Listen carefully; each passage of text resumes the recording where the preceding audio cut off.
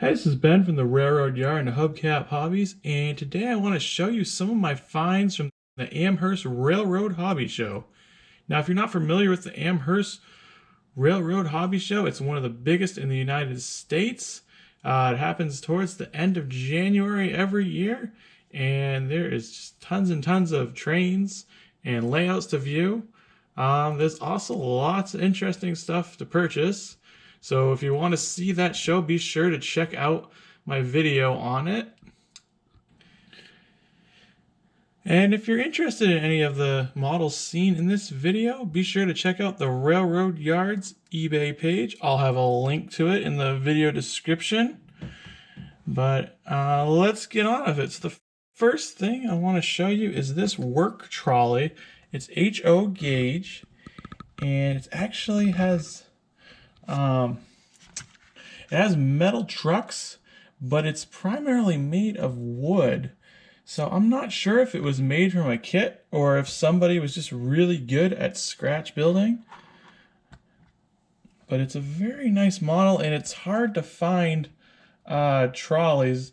And not only that, this is like a maintenance trolley. So this would carry equipment to repair trolley lines, or I guess it could have been used for like baggage transport between station to station. But either way, it's a very nice piece that somebody did a nice job on building. So I was very excited to find it. Also have this. This is a box cab locomotive. I haven't made these in a while, so finding one is always nice. The one thing you do have to watch out is they have dual drive shafts. So I've gotten a few in the past where one of the drive shafts is missing and the locomotive wouldn't run properly. But this one looks to be complete. It's an Erie Lackawanna one, so that's pretty neat. It's just a nice little piece that you don't see all that often. Here we have a little New York Central caboose. This one's a little bit unusual, which is why I picked it up.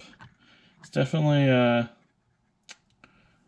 one from the earlier days of the New York Central. It's supposed to be a wooden one, so it's from the golden days of steam, but it's kind of different, which is why I picked it up. So kind of neat. Now I found this to be quite interesting. If you notice, there's something missing about it. Hopefully most of you can tell, but there is no cab on this Santa Fe locomotive. Now it's sort of a B unit. It's meant to run behind a cabbed unit to provide extra power or extra braking ability. Now I'm not sure if this model of B unit was actually produced or if it's something that somebody decided to put together for their layout, or if it was based on something similar. If you know, leave a comment and let me know if this was a real type of B unit or not.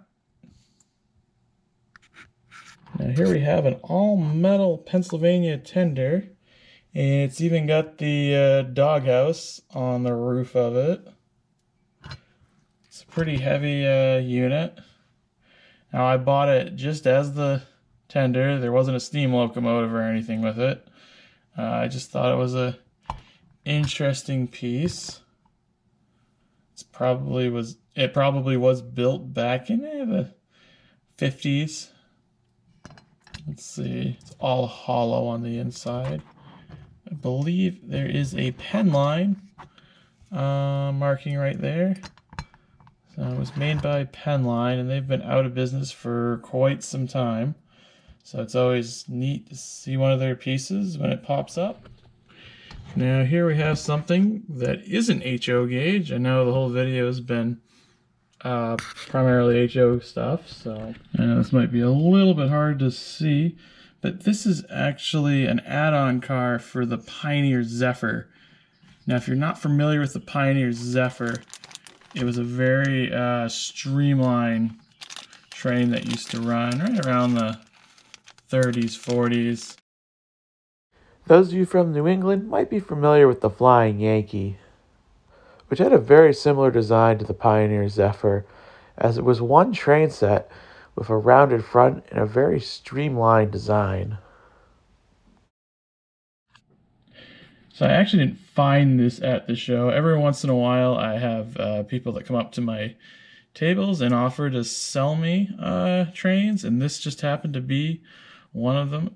In fact, the gentleman who sold it to me actually had a couple, and I bought both of them. So it's a very nice piece. So if you're looking to add on to your Pioneer Zephyr and you're into N gauge, then this is what you're looking for.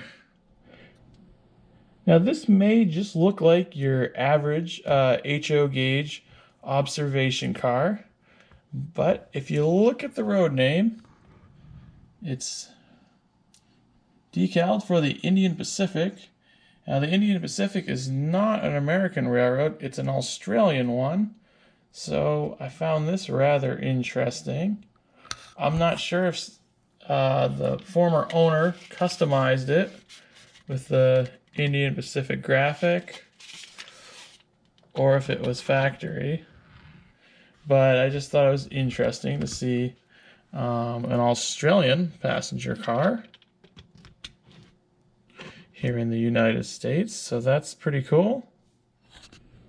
Now here we have an Elko PA and either an E8 or an E9 New York Central locomotive. These are older, but this E8 or 9 still looks pretty nice. Pretty detailed for what it is.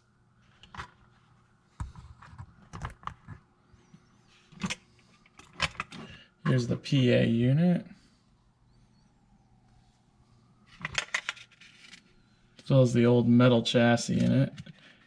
This one's just a dummy, meaning it has no motor in it.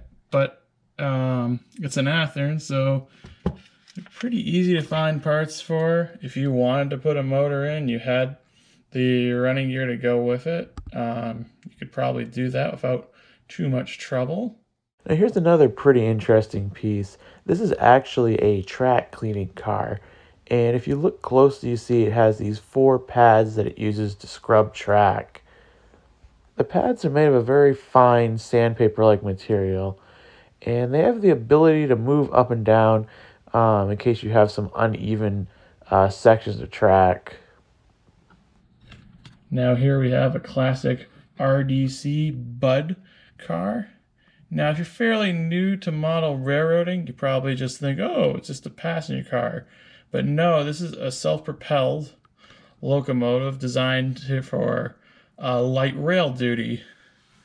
And this particular model doesn't have a motor in it, but it is intended to be motorized.